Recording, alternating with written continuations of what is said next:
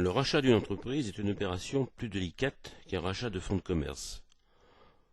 En effet, non seulement les éléments immobilisés sont repris, mais c'est tout l'actif, c'est-à-dire toutes les créances, mais également toutes les dettes, qui sont reprises par la même occasion. Pour tester le prix demandé par le vendeur, nous utiliserons une moyenne de deux méthodes.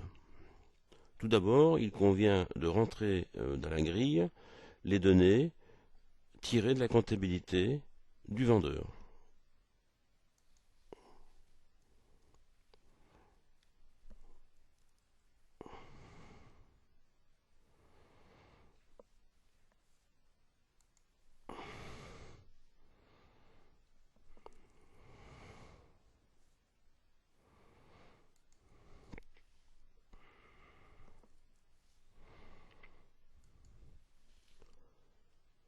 Tous les éléments tirés de la comptabilité du vendeur sont en jaune sur la grille de saisie.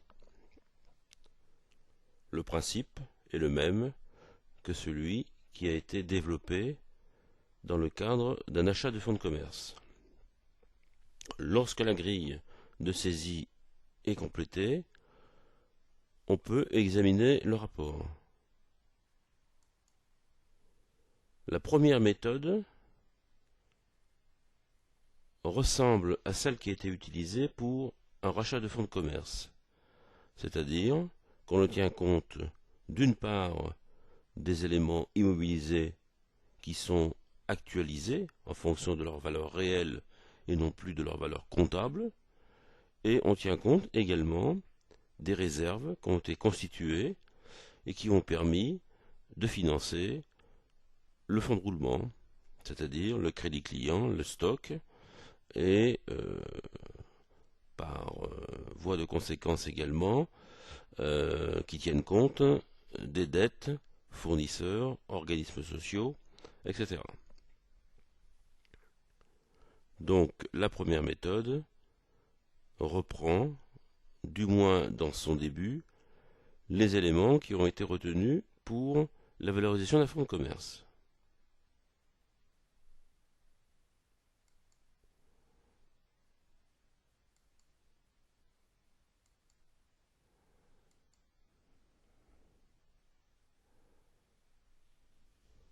Ensuite, le résultat que l'on trouve pour les éléments immobilisés est rapproché de la valeur comptable. Nous avons donc éventuellement une plus-value latente, c'est-à-dire la différence entre la valeur réelle des biens et puis la valeur comptable. À cela, il convient de rajouter les fonds propres que l'entreprise détient, avec une décote pour les réserves, et la somme des deux donne la valeur des actions de la société. Dans notre exemple, 150 000 euros.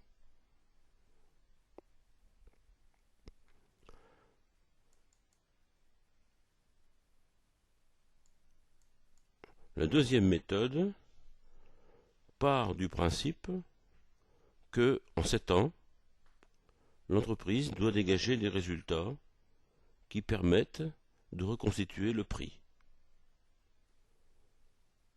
On part donc de la rentabilité actuelle, corriger éventuellement des éléments compris dans le compte de résultat, exemple rémunération du dirigeant, pour la part qui excède la rémunération normale du poste, pour arriver vraiment au potentiel de rentabilité dans l'entreprise, et puis du chiffre trouvé, c'est-à-dire 16 500 ici, ce chiffre est ensuite coefficienté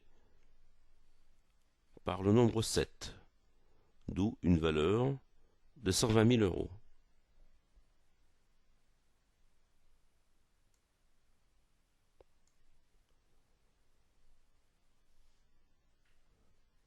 Le prix que l'on retiendra pour tester le prix demandé par le vendeur et donc de la moyenne des deux, c'est-à-dire la moyenne entre 150 000 et 120 000, c'est-à-dire 135 000 euros.